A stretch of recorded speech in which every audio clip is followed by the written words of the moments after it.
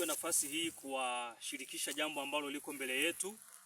Hapa ndipo Kazegunga, mahali ambapo tutajenga kanisa letu la PEFA.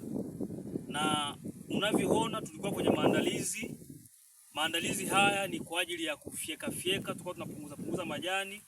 Muda sio mrefu tutaleta zana mbalimbali kwa ajili ya kuanza ujenzi wa hema letu la kuabudia mahali hapa Kazegunga.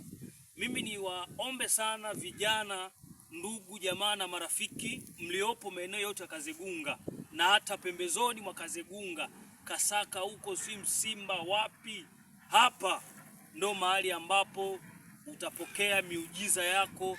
Ndipo mahali ambapo Yesu Kristo atafundishwa na kuhubiriwa kwa kweli ile ambayo anaisema yeye. Na tutakuwa na project mbalimbali kwa ajili ya kina mama.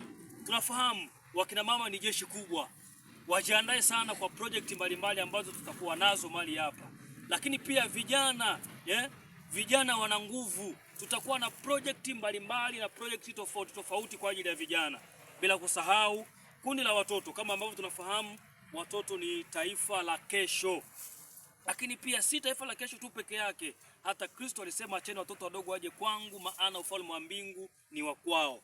Maeneo yote wakina baba, naweza kusema kwamba tujiandae sana kwa ajili ya kupokea kile ambacho Kristo atakachokuwa amekikusudia mahali hapa Kazegunga na maeneo yake ya jirani.